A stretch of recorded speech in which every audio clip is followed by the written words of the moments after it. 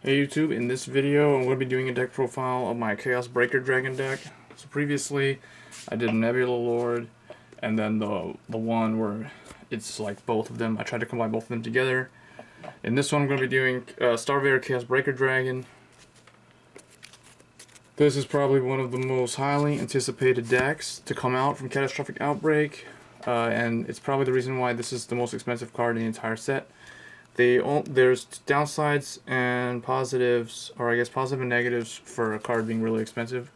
It tends to cause all the other cards in the set to be very cheap, so it's relatively easy to build all the other decks, except for one specific deck, or one or two different decks. So this is probably one of the most expensive type of decks to build for this one, so let's get started here.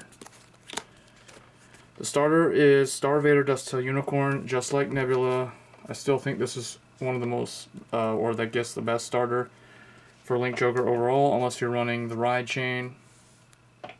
So I left him in here. Next, 4 heal trigger, Star-vader, Stellar Garage, 4 draw trigger, Star-vader Nebula Captor. You can run the other draw if you want. So a nice thing about them is they do have the ability to run up to 8 draws, up to 8 criticals, or up to 8 stands.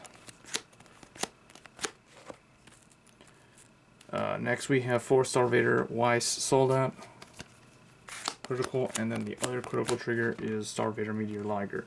So 4 heal, 4 draw, 8 critical. Very standard. Next we have 4 Barrier Star-vader Promethium, that's the Sentinel.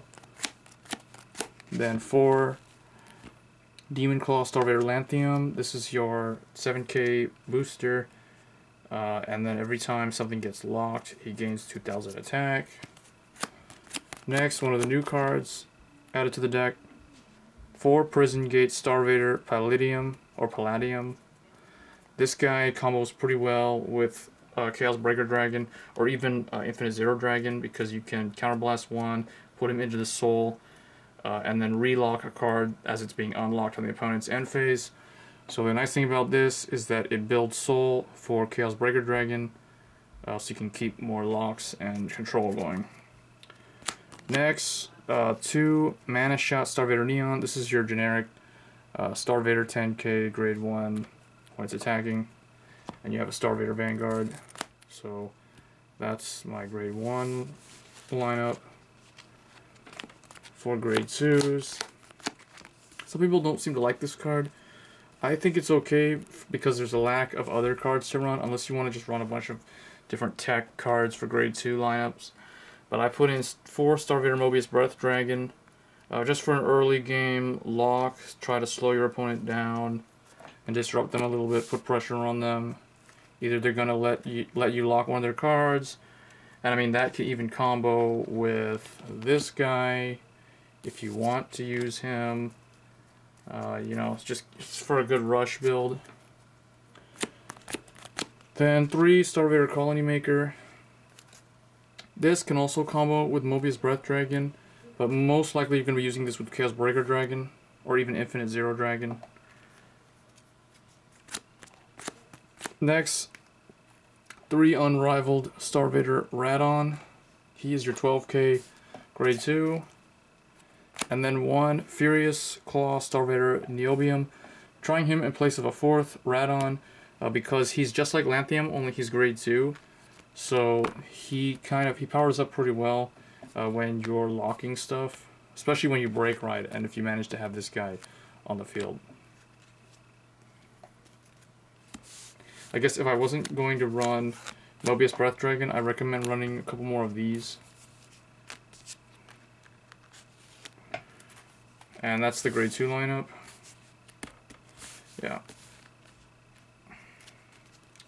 For grade 3, it's very straightforward. 4 Star-vader Infinite Zero Dragon, and last but not least, 4 Chaos Breaker Dragon. Real quick, Infinite Zero Dragon is pretty much the heart and soul of the deck, but Chaos Breaker tends to steal the show. The good thing about Chaos Breaker, unlike Nebula Lord, is he can actually, if you have to ride him first, meaning if you don't open up with Infinite Zero Dragon, when you have to ride your first grade 3, riding Chaos Breaker Dragon isn't that bad compared to riding, say, Nebula Lord or something else, because he can still lock things.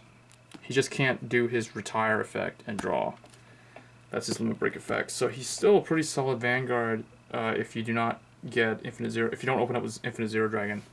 So overall, I've been testing this deck quite a bit, and I'm surprised at how well Chaos Breaker Dragon does. Overall, like I said, I've had to play a bunch of matches where for some reason I have to ride him first, and I have noticed that he does just fine without the break ride. You just don't get that attack boost, and you don't have to wait till late game for your deck to really start going off. But I hope you guys enjoyed the video. Overall, I think this Link Joker deck is a very solid one. I think we're gonna be seeing quite a bit of these in the coming months. There's gonna be a lot of people running this deck. So let me know what you think in the comments below. How does this compare to Nebula? How does it compare to another deck like, say, Kagero or Eradicators? Anyway, guys, as always, rate, comment, subscribe. Thanks.